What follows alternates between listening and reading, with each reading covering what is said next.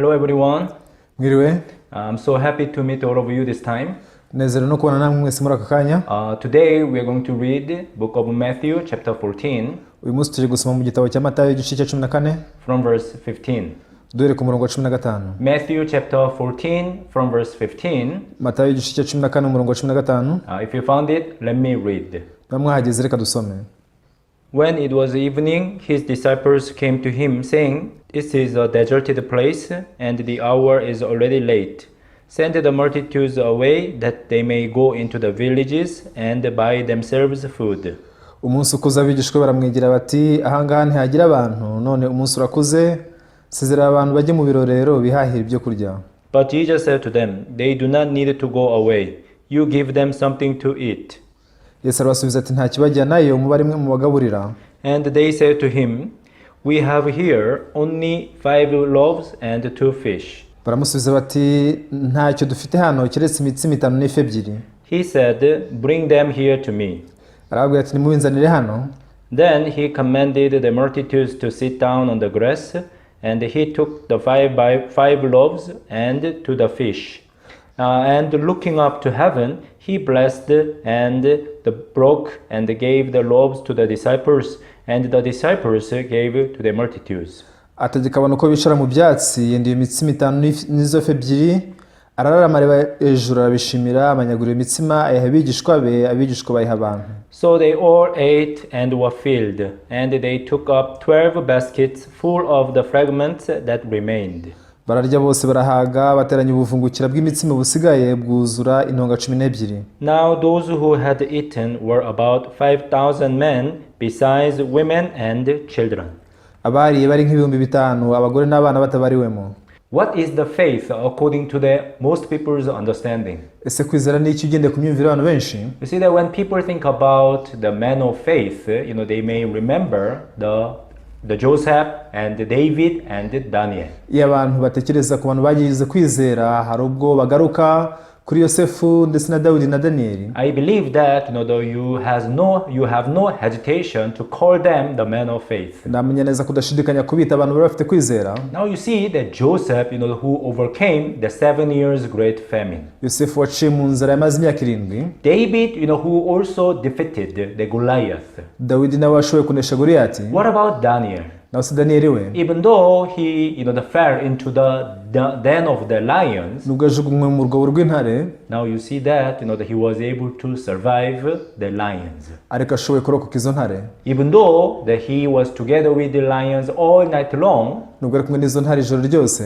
The lions could not could not harm the Daniel at all. Za ntare ntizigeze zikora kuri Danieli habe no kumugirira nabi. Many people when they they hear or they read such stories. Abantu benshi bumvise inkuru nk'izo cyangwa bakanazisoma. They think that this is a faith. Batekereza bati kuno kwizera. Also I want to be like one of them.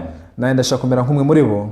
You see that I see myself, the having sin and the having the dirty and evil thought. Bati nibona mfite ibyaha, mfite imigambi mibi n'ibitekerezo bibi. I pray to God so that I can get the strength like Joseph, like David, like Daniel. Ndasenga Imana ngo nzabone imbaraga nk'iza Danieli, za Dawidi ndetse cyangwa se n'iza Yosefu. By the strength and the power that I received from God. Binyuze mu mbaraga nzakira ku Mana. I no longer commit to sin. Sinzongera gucumura. I no longer be dragged by the power of Satan. Sinzongera gushorerwa n'imbaraga za Satani. I think that this is the faith. Ntekereza ko uko ari ukwizera. Many people have this kind of a wish to be like these people, to overcome any kind of problem by faith. Abantu benshi bagira kwizera kugira ngo bamere nk'aba bantu cyangwa se barenge ibibazo kubwo kwizera. So in order to become like them, they try to pray, even sometimes fast, even overnight prayers. Bagerageza gusega bakamara amajoro birije ubusa ndetse bakiriza ubusa. People try their best to stop sinning and to fight against sin. Abantu bakoresha ibishoboka byose kugira ngo barwanye icyaha ndetse bahangane nacyo. Yes, it is good for them to try. nibyo koko kugerageza ni byiza, But one thing that we need to check is the outcome, the result. ariko icyo tugomba kugenzura ni umusaruro wabyo. I'm not saying that that you are trying to live a good life is bad. Sindi kuvuga ko kugerageza kubaho ubuzima butunganye ari bibi, Even I'm not saying that you don't need to even try to live a good life. ntabwo mvuga ko utagomba no kugerageza kubaho ubuzima bwiza. Whether you try or not, you need to know if you can get a result that you want. Wagerageza utagerageza, igikuru ugomba kugenzura niba kuko ubasha kubona umusaruro wifuza. Because I believe that all of us, we want to go to heaven. We want to stand before God with their boldness. Ko nizera ko twese twifuza kujya mu ijuru tugahagarara imbere y'Imana dufite ubushizi bw'amanga. But if you try hard to keep the law well and to fight against sin and to live a good life, do you think you are able to stand before God, being bold? Ariko se ugerageje kubahiriza amategeko neza, ukagerageza kuba udacumura, utegereza ko wazahagarara imbere y'Imana ufite ubushizi bw'amanga? Did you ever see anyone who says that I pray to God so that I can get the strength from God, and by that strength I am able to quit sin, stop sinning perfectly and forever? Hari umuntu warigeze uhura nawe ukubwira ati njyana senze Imana impa imbaraga bituma nshika ku byaha usingicumura ukundi? Yeah, people want to be like such one, who does not commit sin anymore. Abantu bifuza kumera batyo nk'abatagicumura ukundi, who just live like angel. nk'abantu babaho nka marayika. But even though people have such wish, but did you ever meet such a person in this world? Ariko sinubwo abantu bifuza ibyo, umuntu nk'uwigeze uhura nawe muri iyi si. Even though people have wish to live a good life and to stop sinning perfectly and forever, nubwo abantu bifuza kuba ubuzima butunganye bakaba badacumura burundu, actually most of the case it's just wish. igihe kinini birangira ari ibyifuzo gusa. Why? Because we human being, we do not have the power to stop sinning perfectly as long as we are on this earth. Kubera ko twinyoka umuntu ntabwo tugira imbaraga zo gucika ku byaha burundu igihe cyose tukiri muri iyi si. So we need to check what is written in the Bible closely. Rero dukeneye kugenzura neza tukamenya icyanditswe muri Bibiliya icyo ari cyo. Is it really what God wants for us to stop sinning perfectly so that we can go to heaven? Ese kuko Imana ishaka nuko ducika ibyaha burundu kugira ngo tuzajye mu ijuru? Do you think this is what God really wants from us? Ese utekereza ko icyo ari cyo Imana ishakaho koko? Hey, you human being, you stop sinning perfectly so that you can come to heaven. Iti mwa abantu muzacike ku byaha burundu bizatume muza mu ijuru. You keep the law perfectly, that is when I can receive you into heaven. Muzubahiriza amategeko yose mu buryo butunganye nibwo nzabemerera kuza mu ijuru. Do you think this is what God, that He has set before us? Ese utekereza ko ibari by'Imana dushyize imbere? But when we check the Bible, iyo tugenzuye Bibiliya, actually Bible tells us in a different way. Dusanga Bibiliya ibitubwira ukundi. Because when Bible talk about the human heart, kubera ko Bibiliya ivuga ku mutima w'umuntu, the Bible says the human heart is evil continually. Bibiliya ivuga ko umutima w'umuntu ari mubi gusa ibihe byose. Even the heart is deceitful above all things and desperately wicked. This is what Bible tells us about the human heart. Ubu Bibiliya ikatubwira ko umutima w'umuntu wangiritse cyane, uko niko Bibiliya ivuga ku mutima w'umuntu. Moreover, the Bible says no one does good, no, not one. Byiyongeyeho Bibiliya ikavuga ngo ntawe ukora ibyiza habe n'umwe. As you know that the word of God stands forever. Nkuko mubizi ijambo ry'Imana rihoraho iteka. Yeah, your feeling, your thought, your calculations changes according to the situation, according to the timeline. Uko wiyumva n'ibitekerezo byawe bihora bihindagurika bitewe n'ibihe. However, the word of God stands forever. This is what Bible tells us. Ariko Bibiliya ikatubwira ko ijambo ry'Imana ryo rihoraho iteka. Bible does not change. Bibiliya ntabwo igihinduka. Bible does not speak in a different, the word. Bibiliya ntigivuga amagambo abusanye. What God said, even in the past, even in the present, even in the future, you see that these words of God are always same. Icyo Imana yavuze mu bihe byahise, igihe cya none no mu gihe kizaza byose bihora ari kimwe. Because the Bible says the word of God stands forever. Kuko Bibiliya ivuga ko ijambo ry'Imana rihoraho iteka. So we need to check what is written in the Bible. Rero dukeneye kugenzura icyanditswe muri Bibiliya icyo ari cyo. Dear viewers, you should not just believe in God according to your calculation and according to your judgment. Nshuti mukurikira ukwiye kwizera Imana gusa ugendeye ku mibare yawe cyangwa se imyumvire yawe. You have to believe in God according to the written word. Ugomba kwizera Imana ugendeye ku ijambo ryanditse. That is really important. Icyo ni ingenzi cyane. Your effort, your commitment and your loyalty, that is the second issue.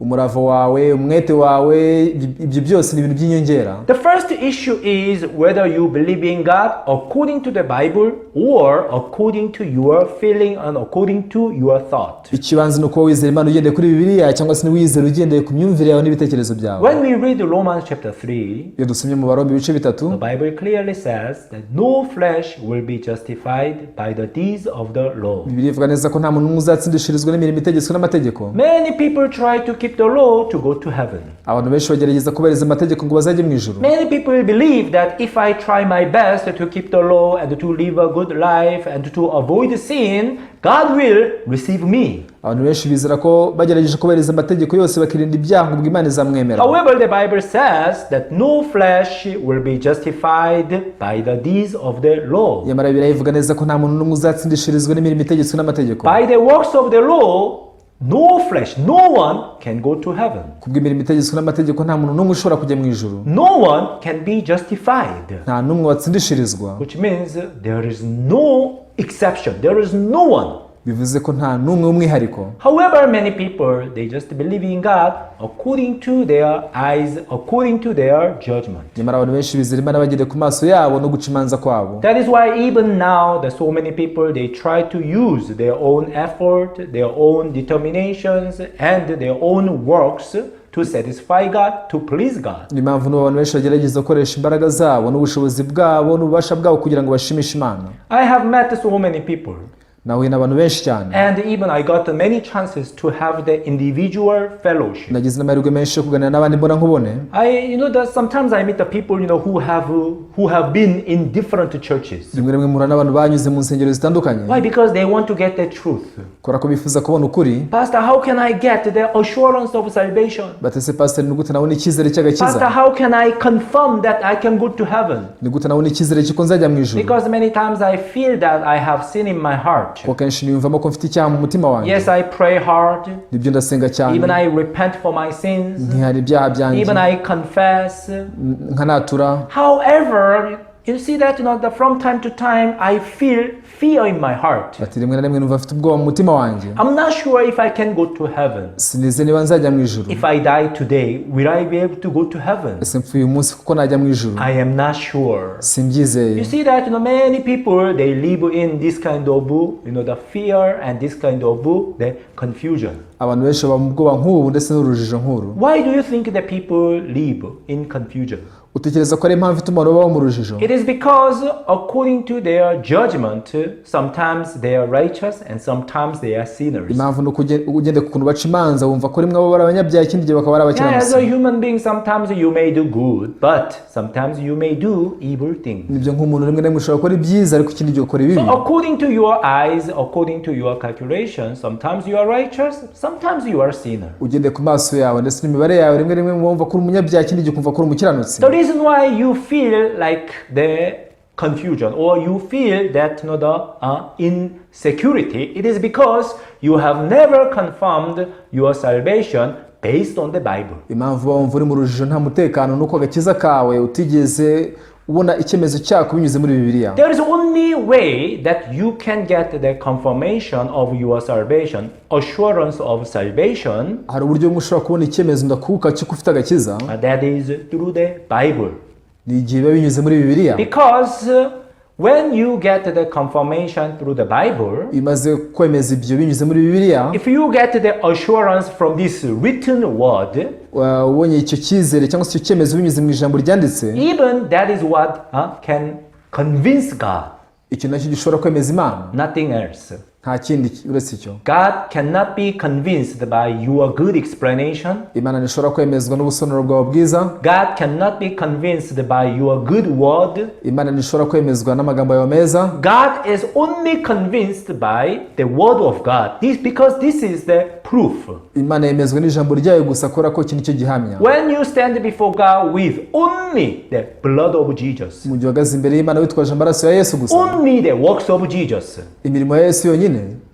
Without that, you can never be welcomed by God. Ibyo bitabayeho ntabwo ushobora kwemerwa n'Imana. Because God has already confirmed that no flesh will be justified by the deeds of the law. kubera ko imana yamaze kwanzura ko nta muntu uzatsindishirizwa n'imirimo itegetswe n'amategeko. As we live in this world, we meet many problems. mu gihe tubaho muri isi duhura n'ibibazo byinshi cyane bitandukanye. Yeah, not only the problems of sin, bitari ibibazo by'icyaha gusa, but also daily problems. n'ibibazo bya buri munsi. But in order for us to reconnect with God, first of all, this problem of sin must be solved perfectly and completely. kugira ngo duhuzwe n'Imana, ikibazo cy'icyaha kigomba gukemuka burundu, kigakemuka rimwe na rizima. Because it is impossible for you to get the strength from God and the wisdom from God and the power from God when you are separated from Him. kubera ko bidashoboka ko wabona ubwenge buva ku Mana n'imbaraga ziva ku Mana mu gihe watandukanye The nayo. Bible clearly tells us that sin separated you from your God, Bibiliya ituganiriza ko icyaha cyagutandukanije n'Imana yawe, so that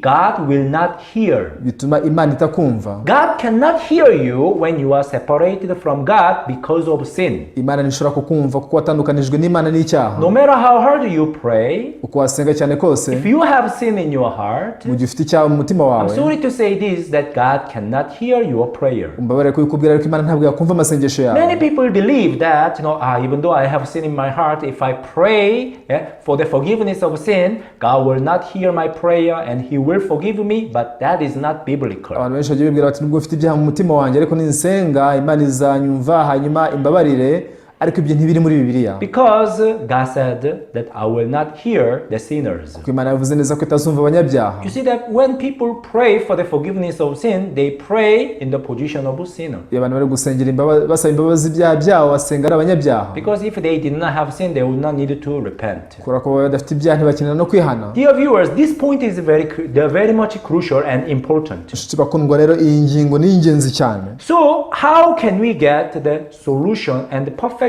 solution for our sin problem? None umuti urambye w'ikibazo cyacu cy'icyaha twawubona dute? You see, many people think that I have to believe in God well and I have to correct myself, I have to sanctify myself, and I will stand before God being bold.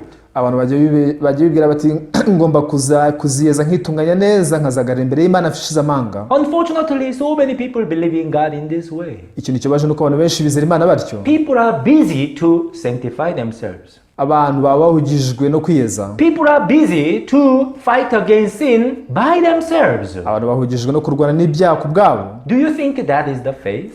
Ese utekereza yuko ko ari ukwizera? If you think about Joseph and David and Daniel, utekereje kuri Yosefu, Dawidi ndetse na Daniyeli. Yes, it is true that they could experience the works of God and powerful testimony. Nibyo kuko babonye imirimo y'Imana ikomeye cyane n'ubuhamya bukomeye. But before that, they first of all had the connection with God. Ariko mbere yaho babanje guhuzwa n'Imana. When they were connected with God, ubwo bahuzwaga n'Imana, now they were able to be supplied the power, wisdom, even the strength from God. bashoboye guhabwa imbaraga n'ubwenge bivuye ku Mana. And when they were given the wisdom of God, ubwo bahabwa ubwenge buva ku Mana and the power of God, ndetse n'imbaraga z'Imana, even the boldness of God, n'ubushizi bw'amanga bw'Imana, whatever problems they may face, they could go through it. ikibazo cyose bajyaga bahura nacyo bashobora kugitambukamo. They overcame whatever problems. baciye muri buri kibazo cyose. You see that we human beings, natwe inyokomuntu, Bible clearly tells us that we are nothing but a dust. Bibiliya itubwira ko ntacyo turi cyo usibye kuba Human umukungugu. heart is evil continually. umutima w'umuntu ni mubi gusa ibihe The byose. heart is deceitful above all things and desperately wicked. umutima w'umuntu ushukana kurenza ibintu byose kandi warononekaye. We are sold under sin. twaguriwe gutegekwa We are n'ibyaha. not able to solve this problem of sin on our own. ntabwo twabasha gukemura ibibazo by'icyaha ku bwacu. If there was even at least like 1% of the possibility for us to solve the problem of sin by ourselves, bibaza kuba ubushobozi nubwo bwaba rimwe ku ijana bwo gukemura ibibazo by'ibyaha ku bwacu, God would have told us that you try your best. Imana yakutubwira ngo gerageza uko ushoboye kose, And that I will receive you, I will welcome you to heaven. hanyuma nzakwakira mu ijuru. But God is the one who said no one does good. ariko Imana niyo yavuze ngo ntawe ukora ibyiza n'umwe. God is the one who said that no flesh will be justified by the deeds of the law. Imana niyo yavuze ngo ntawe uzatsindishirizwa n'imirimo itegetswe n'amategeko. No one can go to heaven by our own works. nta n'umwe wajya mu ijuru kubw'imirimo yacu. God knows this very well. Imana ibirabizi neza. That is why God sent His only begotten Son to us. nicyo cyatumye Imana itwoherereza umwana wayo w'ikinege. That is how the Jesus Christ came down this world, and He even took the sin of the world. kuko nako Yesu yaje muri isi nuko yikorera ibyaha by'isi yose. Now, Jesus, he took the sin of the world and he was crucified at the cross. Kuri ubu rero Yesu yikorera ibyaha by'abantu bose nuko abamanwa byo ku musaraba. We failed. Twaratsinzwe. Completely failed. Twaratsinzwe burundu. Therefore, Jesus Christ came down this world. He died on our place. Byatumye Yesu aza muri isi nuko apfa mu cyimbo cyacu. Why? Because the only way to pay for the sin, it is to pay the death and the shedding of blood. Kora ku buryo bushoboka twakwishyurira ibyaha nuko twatanga urupfu ndetse tukamena n'amaraso. We were in need of somebody who paid for our sins. Dukeneye umuntu wo kwishyurira ibyaha byacu. Who paid the death, who died on our place. Ese uwo ninde wapfuye mu cyimbo cyacu? We could not die for our sins. Tukanagutwara gupfira ibyaha byacu. Because we have only one life. Kora ko tugira ubuzima bumwe bwonyine gusa. Because once we die, everything is over. Turamutse dupfuye byose byaba birangiye. After we die, we have to stand, we stand on the day on the judgment. Nyuma yo gupfa tugomba guhagarara mu rubanza. And we are supposed to be just destroyed because of sin. Twagombaga kurimbuka rero kubera icyaha. But God sent us Jesus Christ. Ariko Imana twoherereje Yesu Kristo. He is like the Lamb of God. We ni intama w'Imana. And he died on our place. Yapfuye mu cyimbo cyacu. Because he took all of our sins. Ndetse yikoreye ibyaha byacu byose. He paid his life, he shed his blood for our sins. Yatanze ubugingo bwe amena amaraso yo kubw'ibyaha byacu. Now God prepared this way of Jesus Christ. Kuburira Imana imaze gutegura inzira ya Yesu Kristo. Jesus Christ, he died for our sins. Yesu Kristo yapfiriye ibyaha byacu. Now God prepared this way. Kuburira Imana yateguye inzira nk'iyi. And then God is telling us, hey, you come to me. Imana ikabitubwira ngo nimuze munsange. I have prepared a solution for you. Namaze kubategurira igisubizo. You cannot have the solution by yourself. Kubwanyu ntabwo mwakwihesha igisubizo. Because you are not able to make this solution. Kubera ko mudashoboye kwihesha igisubizo. You do not have the ability. Ntimugire ubwo bushobozi. That is why you need me. Impamvu munkeneye. So you come and take this way that I prepared for you. Nimuzire mufate inzira nabateguriye. Dear viewers, simukurikiye. Yes, you see that there are many doctors around us. Hafi yacu abaganga benshi. Why do we need doctors? Kuki dukenera abaganga? Sometimes we become sick. Rimwe na rimwe nabwo turwara. When we are diseased. Iyo turwaye. In the beginning we try to take care of our body on our own. Iyo bigitangira tugerageza kwita ku mibiri yacu ku bwacu. Maybe by taking some sleeps. Binyuze mu kunywa ibinini. Even you see that we try to take some the hot tea. Ukagerageza kunywa icyayi gishyushye. And we try to take care of our body, but once we failed, that is when we are looking for a doctor. Tugerageza kwita ku mibiri yacu iyo dutsinzwe n'icyo gihe tujya kubona na muganga. Doctor, I need you. Muganga ndagukeneye. Because now I'm completely diseased and I have no power. Kora ku ngunda rwaye cyane nta mbaraga mfite. I failed to take care of my body. Nananiwe kwita ku mubiri wanjye. That is why I need you. Impamvu ngukeneye. You take care of my issue. Bari wita ku bibazo byanjye. You please cure my disease. Ndagusabye nkiza uburwayi bwanjye. Why? Because I failed completely. Kora ko naratsinzwe burundu. Do we need sometimes we need a mechanic. Rimwe na rimwe dukenera umukanishi. Why? Because we do not know how to fix the car. Kora ko tutazi uburyo twakora imodoka. When we fail to fix the car, we call the mechanic. Ubwo twatsindwa gukora imodoka dutumizaho umukanishi. Mechanic checks everything and fix the car. Umukanishi akagenzura ibintu byose nuko agasana ya modoka. In the same way, we failed to handle this issue of sin. Nacyo kimwe nuko twananiwe gukemura ikibazo cy'icyaha. That is why God sent us Jesus Christ. Impamvu Imana yatwoherereje Yesu Kristo. He is like a mechanic. He is like a doctor. Uwo ni nk'umukanishi, ni nk'umuganga. But he is more than he is the greater than these people. Ariko arakomeye kurenza abo ngabo. Because Jesus can solve this problem of sin perfectly and forever. Kora ko Yesu ashoboye gukemura ikibazo cy'icyaha burundu by'iteka ryose. Dear viewers, we need to understand this point clearly. Nshuti mukurikiye ingingo tukeneye kwisobanukirwa neza. Today I read Matthew chapter 14. Uyu munsi nasomye muri Matayo ibice 14. I'm sure that you know this story very well. Ndamye neza ko inkuru muyizi neza. Now so many people they followed Jesus because they wanted to listen to the word of Jesus. Abantu benshi bakurikiye Yesu kuko bashaka kumva ijambo rye. When we read verse 15, iyo dusomye umurongo wa 15, when it was evening, his disciples came to him saying, "This is a deserted place and the hour is already late." Abantu none umunsi urakuze, sezerera abantu bajye mu birorero bihahira ibyo kurya. Now it was the evening. bwari bugorobye and it was the deserted place. kandi hari mu butayu And the people are hungry. abantu bari bashonje. Now disciples, they said, Jesus, it is better that we send them back home. Icyo gihe abigishwa baravuze bati Yesu byaba byiza dusezeraye abantu bagataha. But Jesus said a very strange word. Ariko Yesu yavuze ijambo ridasanzwe. No, you don't need to send them back. Ati reka ntimukeneye kubacyura. You give them the food. Ahubwo nimubagaburire. Do you know how many they were at that time? Muzi umubare wabo icyo gihe? Except women and the children, they were about 5,000. Ukuyemo abagore n'abana bari 5,000. You see that, to get the food for the 5,000 people in a short time, even this now, nowadays even is difficult. Kubona ibyo kurya byano 5,000 no muri iminsi ya none ni ibintu biba bigoye. Even if you go to the restaurant, the restaurant cannot prepare the food for the 5,000 people, in just a short time. Nubwo ajya muri restaurant ategura ibyo kurya byano 5,000 mu gihe gitoya. But where were they? Ariko se bari he? They were in a deserted place. Bari mu butayu. Now you see that this is a big problem.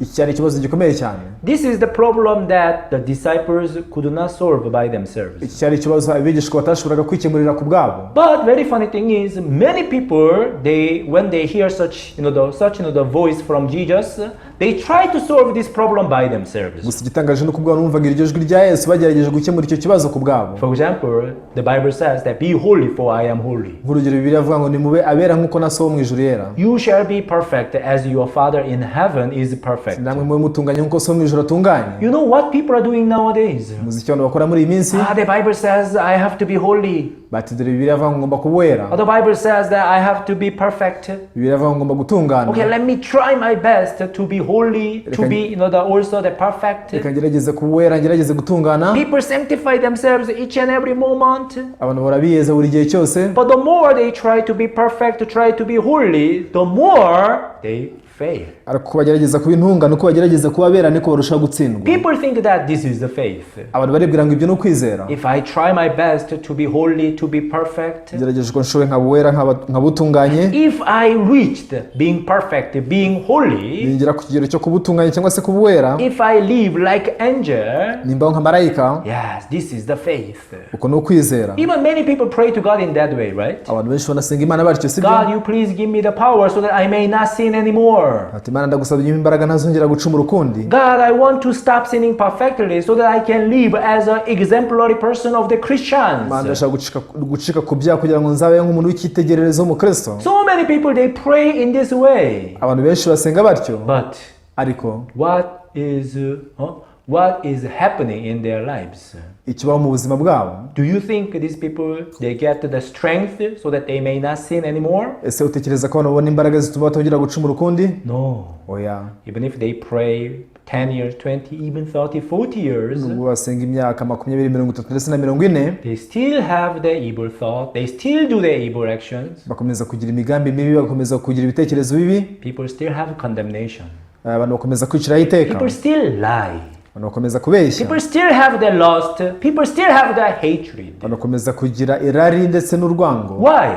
Kuki? Because that is what Bible tells us. Kuko icyo ari cyo Bibiliya itubwira. Out of the heart, mu mutima, they proceed the evil thoughts. Havamo imigambi mibi. Human heart is evil, that's why it produces the evil thoughts. Umutima ni mubi, niyo mpamvu uvumbura ibitekerezo bibi. Now in this story, the disciples they took these 5 loaves and 2 fish to Jesus Christ. Muri inkuru abigishwa bashyiriye Yesu imitsima 5 n'amafi 2. Actually, to the 5,000 people, 5 loaves and 2 fish, they are nothing.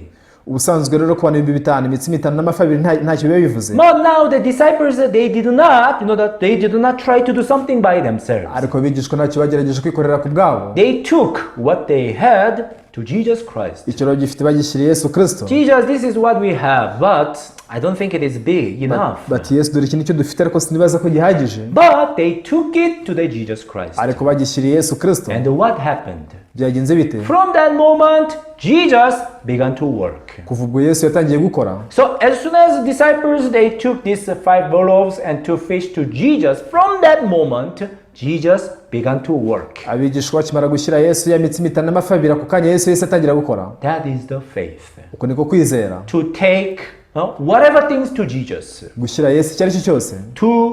To go to Jesus as you are. kujya kuri Yesu uko wakabaye. If you go to Jesus as you are, uramutse ugisanze Yesu uko wakabaye, whatever disease you have, buri ndwara waba ufite yose, whatever problem you have, buri kibazo waba ufite cyose, whatever sins you have, buri cyaha ufite ku cyaha kimeze because kose, Jesus is Almighty God, kubera ko Yesu ari Imana ishobora byose, Jesus is King of Kings, Yesu akaba umwami w'abami, Jesus can take care of each and every issue. Yesu ashobora kwita kuri buri kintu cyose. That's why Bible tells us that you who labor and heavy laden, come to me, I will give you rest. Niyo mpamvu Bibiliya itubwira ngo mwese abarushye n'abaremerewe nimuze munsange ndabaruhura. You come to me, I will give you rest. This is what Bible is telling us. Bibiliya itubwira ngo nimuze munsange ndabaruhura. Dear viewers, nshuti mukurikiye, why are you struggling, to handle or to solve the problem of sin or the problems that you meet in your life on your own? ese kuki watana no gukemura ikibazo cyawe cy'icyaha cyangwa se ibindi bibazo uhura nabyo mu buzima bwawe wenyine ku bwawe? The reason is only one. Impamvu ni imwe gusa. Because you have taken a wrong way. Biterwa nuko wafashe inzira ipfuye. You have been deceived by Satan. Washutswe na Satani. Satan tells you, Satani arakubwira if ati, you try your best to live a good life, God will be pleased with it. gerageza kuba ubuzima butunganye Imana izabyishimira. If you try your best to keep the law, God will be pleased with it. gerageza kubahiriza amategeko Imana izabyishimira. But what does the Bible say? Ariko se Bibiliya ivuga ngo iki? God, He already said that you are evil continually. Imana yamaze kuvuga ngo uri mubi gusa ibihe byose. No one can be justified by the deeds of the law. Nta muntu ushobora gutsindishirizwa n'imirimo itegetswe n'amategeko. You cannot come to heaven by your effort, by your works. Ntabwo ushobora kujya mu ijuru kubw'umurava wawe habe n'imirimo yawe. That is why I have prepared Jesus Christ. Niyo mpamvu naguteguriye Yesu Kristo. Jesus, He said, I am the way. Yesu yaravuze ati ni njye nzira. No one can come to my Father except through me. Nta muntu ushobora kuza kwa data ntamujyanye. Only way of Jesus Christ is open to God. Inzira ikinguye ku Mana ni Yesu Kristo gusa. So without Jesus, we cannot go to heaven. Hatabaye Yesu rero ntabwo twajya mu ijuru. But many times, even though we talk about Jesus by mouth, ariko kenshi nubwo tuvuga Yesu ku munwa, in our heart, we always judge the things according to our calculation and according to our mu feeling. mitima yacu duhora twanzuye ibintu byose tugendeye ku mibare yacu n'ukuntu twiyumva. Sometimes I feel that I'm a sinner. rimwe na rimwe niyumva ko ndi umunyacyaha. Sometimes I feel that I have sin in my heart. rimwe na rimwe numva afite ibyaha mu mutima wanjye. Sometimes I feel that my sins are not forgiven yet. rimwe na rimwe niyumvamo ko ibyaha byanjye bitarababarirwa. Yeah, probably the sins that I committed in the past are forgiven. hariho n'ibyaha nakoze kera byarababariwe. But sins that I may commit in the future, it's not forgiven ariko yet. ibyaha nzakora mu gihe kizaza byo ntibirababarirwa. That is why I need to ask for the forgiveness of sins. niyo mpamvu nkeneye gusaba imbabazi z'ibyaha. Many people believe in God in this way. abantu benshi bizera Imana batyo. But I want to ask you a question. ariko ndashaka kubaza ikibazo kimwe. Have you checked what is written in the Bible? waba warigeze ugenzura icyanditswe muri Bibiliya? Have you ever checked whether God has forgiven all of your sins or only sins in the past? warigeze ureba niba Imana yarakubara ibyaha byawe cyangwa yakubara byo mu gihe cyahise gusa? I want us to open the Bible and check. ndashaka ko twabumbura Bibiliya tukashakamo. Let us read one verse in the book of Colossians. kadusome icyanditswe kimwe mu gitabo cy'Abakolosayi. We read the book of Colossians chapter 2, reka dusome Abakolosayi ibice bibiri verse 13. umurongo wa 13. And you, being dead in your trespasses and the uncircumcision of your flesh, he has made alive together with him, having forgiven you all trespasses. kandi ubwo mwari mupfuye muzize ibicumuro byanyu no kudakebwa kw'imibiri yanyu yabahinduranye bazima nawe imaze kutubabarira ibicumuro byacu byose. Having forgiven you all trespasses, all sins. imaze kutubabarira ibicumuro byacu byose, ibyaha byose. What does this all mean? ese iri jambo byose rivuga iki? All means 100%. byose bisobanuye yuko ari 100%. From beginning up to the end. uhereye ku ntangiriro no kugeza no ku iherezo. Don't believe in your feeling. ntukizere ko wiyumva. Don't believe in your own judgment. ntukizere uko uca imanza. Believe in what is written in the Bible. wizere icyanditswe muri bibiliya. If so, you will be blessed by the word. nibigenda bityo ijambo rizaguha umugisha. I'm so thankful to God who has given us this time. ndashimira Imana yaduhaye aka kanya. I believe that you are blessed by this word. nizera ko mwaherewe umugisha muri iri jambo. Let us pray. dusenge. Heavenly Father, we thank you. data mu ijuru turagushimiye. You have given us this beautiful moment. waduhaye ibihe byiza. We shared the word from the Bible. dusangiye ijambo ryo muri bibiliya. Allow us to believe in your word, not according to our feeling, but according to this Bible. twemera kwizera ijambo ryawe tutagende ku kuntu twiyumva ahubwo tugende kuri bibiliya. Father, many places in the Bible talk about faith. data ahantu henshi muri bibiliya havuga kwizera. But actually, many stories beyond our understanding. nyamara inkuru nyinshi zirenze imyumvire yacu. That is why we sometimes fall into the confusion. ni impamvu rimwe na rimwe ducanganyikirwa. But Father, once we place the word of God higher than our own judgment or our own feeling, ariko nyagasani ijambo ry'Imana turishyize hejuru yo guca imanza kwacu ndetse n'imyumvire yacu. I believe that your word will be effective in our life. nizera ko ijambo ryawe rizagira umumaro mu buzima bwacu. Especially Bible clearly says that God has forgiven all of our sins. cyane cyane ko Bibiliya itubwira ko Imana tubabarira ibyaha byacu byose. God, you cannot lie. Imana ntushobora kubeshya. You do not change your word. ntujya uhindura ijambo ryawe. Allow everyone to believe in this word. kundira buri muntu wese yizera iryo jambo. Father, we thank you. data I turagushimiye. pray everything in the name of Jesus. dusenze byose nize mu izina rya Yesu. Amen. amen. Yeah, thank you very much. See you next time. ndabashimiye cyane tuzasubira ubutaha.